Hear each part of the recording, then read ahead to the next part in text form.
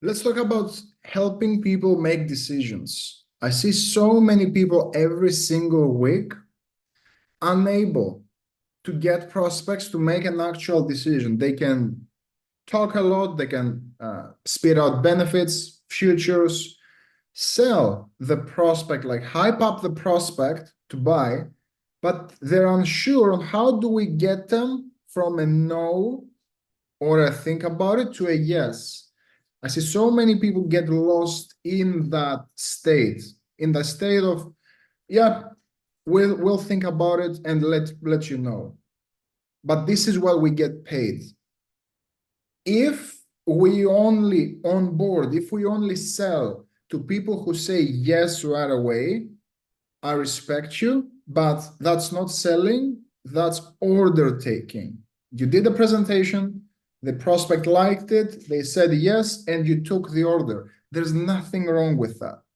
The problem with it is you're leaving so many sales on the table because we can't help prospects make the decision if they don't make the decision right away. Sometimes what you're saying will resonate. They will like the presentation, they will like the product, and they will move forward. But what happens if they don't? What happens if they have a question, they have uncertainty, or even they say, no, this is not the right time for me. Let me think about it. Let me talk to my partner. It's too expensive. So how do we get the prospect into that crucial decision stage? How do we actually get them to decide? This is the final stage in the 9-box system that we use, me and my clients use to help prospects make a decision. So I will give you the exact language, the exact phrase, so you're able to identify like what's really holding them back and how to actually help them make a decision. Now, what do most people do? They make the presentation, right? Here's what we offer. Do you like it? Do you not like it? There's some back and forth going on, and they ask the prospect, okay, perfect. Are you ready to get started? Or the even worse, to use that terminology, is the assumptive close. The assumptive close is, okay, perfect. Which card would you like to put this on? I hate this phraseology. I hate this phraseology because what it does is it assumes that the prospect will buy. It assumes the sale. Now, why is this the wrong way to close the sale? This is the wrong way to close the sale because this only works when the prospect is already closed, for lack of a better term. The prospect in their mind have already decided to become a client, and you're asking them, which card would you like to put this on? And they say, yeah, I can use this one. You didn't help them make a decision. They had already made the decision.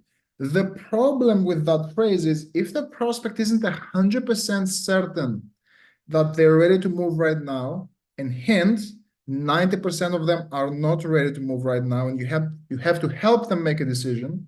If they're not ready to move forward, you're gonna get rejected, and they're gonna put a label on your forehead that says salesperson. This guy is only here to sell to me. He doesn't care if I find the answer to the problem. All he wants is give me your credit card and be on your way. Next one.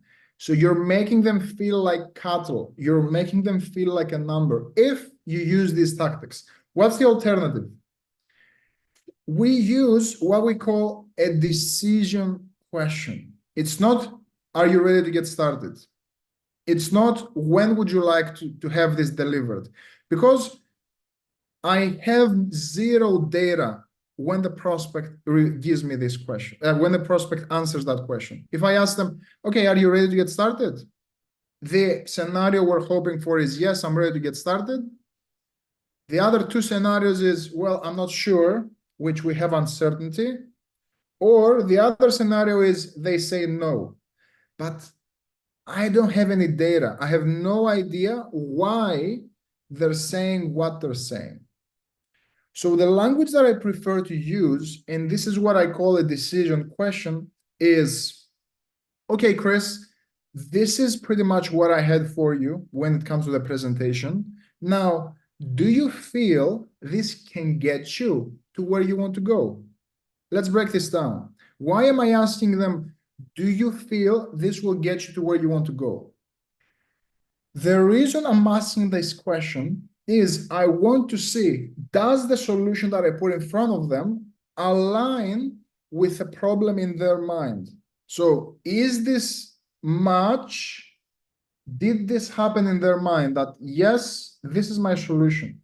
When they reply yes to this question, it automatically diffuses the value objection. The value objection is when the prospect says, well, I don't see the value in this, or this is too expensive. I feel this is too expensive for what we're getting. This is a value objection. So when you're asking the question, do you feel what I covered will get you to where you want to go? And you hear a loud and clear yes, now you have taken away their ability to give you that objection because they see a clear fit between the problem and your solution. Now, we're going to look at all scenarios, but let's say they say yes to this question. Now, what I want you to ask them, the follow-up question is, why do you feel this will be the answer for you? Or why do you feel it is the answer to your problem? The reason I'm saying that, and there is a specific reason I ask it, even with the most excited prospects, even when they're ready to get started.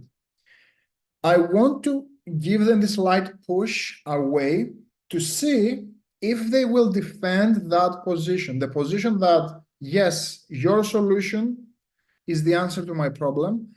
I want to see if they defend that position. What this also does is they tell themselves on why they have to buy. So when let's say I'm selling sales coaching to someone, hey, Chris, do you feel that coaching will help you get more sales like you said you wanted? Yes. Why do you feel it would though?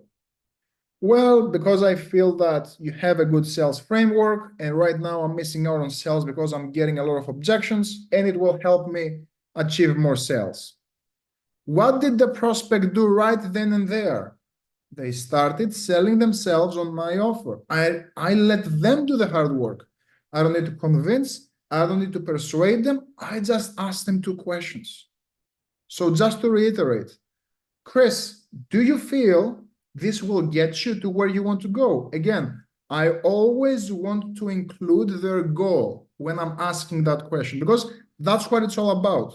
It's not if they just like this solution, is does buying this solution, do you feel it will get you to your goal? Yes, yes, I do. Now they clearly see the value. And right after, I will follow up with, why do you feel it would help? Or why do you feel it would help you it will get you there? Because of this, because of this, because of this. Now we're in agreement when it comes to the value. We both agree that what I just presented has value. How do I actually close the sale once we have this agreement? I want you to notice something. The only objections that I can receive from that point is money, like they're not going to have the money. It can be, let's say, I don't have the time to do this. Or it can be, let me talk to my partner. So I have already eliminated the objection of, oh, I don't see the value in this, because we have already agreed to that, remember? So how I will go on and I will wrap up the sale afterwards is, you see, people, they want to be in the presence of experts. You're watching this live for a reason, because you feel like in some sense that I'm an expert at sales. That's why you're receiving value. So people like to feel that they're in the presence of experts. And what do experts do? They have a process for doing things. So we want to, when we're looking to close someone, we will walk them through the typical process that we follow when it comes to onboarding a new client. So this is the language I want you to use. First, we will present the investment. So perfect, Chris. So what's needed for you to get more sales so you can get to your goal is 10,000. Let's break this down. I'm walking them through the steps and I'm connecting the investment. I'm directly connecting it with where they want to go. Can you see that? Let's look at the language again. So Chris, what's needed for you to get to the outcome that you want so you can achieve this outcome is $10,000. So I'm directly connecting. You give me $10,000, you receive this exchange in value. Now these two are connected. Then I will follow it up with what I call a proof statement. It goes something like this. Most of my clients get results in the first 30 to 60 days, and they really like the fact that they can handle objections, that they can handle every single objection. This is a proof statement. I'm injecting proof to show them that they're in good hands. So let's look at it again. Most of my clients make the investment back within the first 30 days, 30 to 60 days, and they really like the fact that they have the answer to every single objection. Now, what does that communicate to the prospect's mind? His clients are getting these results. They're getting these results in this time frame, and they also get this additional benefit. I see so many of you guys, you drop the investment. Oh, it's 10,000. Oh, it's 5,000. What's the cost? Oh, it's $50. Well, where's the value? You always have to connect. When you drop the price, their brain is instantly thinking cost-based thinking. You always have to connect it back to the results that they're going to get. So you will use the language from now on. The investment is $500. And for that, you're getting this and this and this. Or you do the reverse. So what's needed for you to get X and Y and Z outcome? The investment is 10,000. Most of my clients make that back from their first client, and they really like the fact that they can handle any objection. Appreciate you, Francesco. I see all your comments. Now, the last phrase that I will use to close the sale is this one. I will simply ask them, where would you like to go from here? People love having control. So at the end of the call, what I want to do is give them the illusion of control. If I've done my job properly in a sales conversation, I am in control. I'm the expert. I'm the trusted advisor. I'm leading them towards the sale. At the same time, I don't want them to feel manipulated. I don't want them to feel like I'm dragging them around forcefully. Because again, this will increase sales resistance. I will lose them. So instead, I want to give them the illusion of control. And I will tell them, where would you like to go from here? The paths from there are simple. It's not that you can lose them by asking that. They will either say, yes, let's do it. They will say, maybe I need to think about it, or they will say no. At that stage, it's very hard for you to get a no because you already asked them if they see the value. So in reality, one of the only objections you can get, it's either a money, a time, or a think about it objection. But if you've done the proper objection prevention, as we've discussed in the past, you're not going to get any of these. You're not only going to get a money objection, which you can handle. You can find them on my YouTube, how to handle money objections. We don't have enough time to go through it right now, but look at my YouTube channel. I already have the objection handling scripts there. Let's look at the full script one last time. So this is how we get them to make a decision. You do your presentation. You ask them, does this make sense? Also, another bonus tip, don't ask people, what questions do you have? Or do you have any questions? Because what are they going to have? If you tell someone, hey, what questions do you have for me? Now they're going to start thinking of objections and questions, right? Or they might feel silly, because if you ask someone, oh, do you have any questions? And in their mind, what are they thinking? Oh, I should have questions, right? That he's asking me what questions do I have? So at this stage, people typically have questions, but I don't have any. So I'm the idiot here. I need to think about it. I'm not ready to buy. So you're just creating objections when you do that. Don't ask them, do you have any questions? Just ask them, does what I took you through make sense? Does this make sense? Then you're going to ask them, do you feel this is something you can do that will get you to the outcome that you want? Yes. You're going to ask them then, why though? Why do you feel it will help? They will say, oh, they're going to start selling themselves or what you offer. So yes, I believe it will help me with sales objections. It will help me with this. It will help me with that. And then as a trusted expert, you're going to walk them through your process. So perfect. So what's needed for you to get to your goal? The investment is 10,000. Most of my clients make their investment back between 30 to 60 days, and they really like the fact that they have answer to every single objection. Now, where would you like to go from here? This is the simple framework. That's all you need to do at the end of the call, and this eliminates the value objection. It's a simple way to come to an agreement with a prospect that this is the answer for them. And now, this is the most important thing. It turns it from a sales conversation and being adversaries to a collaboration, because you have agreed that this is the solution for them. And every objection they give you from that point on, it becomes a collaboration. So if they give you a money objection, all you have to say is, okay, perfect. And I know you mentioned that this will help you. So how do you think you can come up with the money so you can actually get the result that you want? And you can have the certainty to say that, because before that, you have already agreed that this is the answer for them. So I hope this was helpful.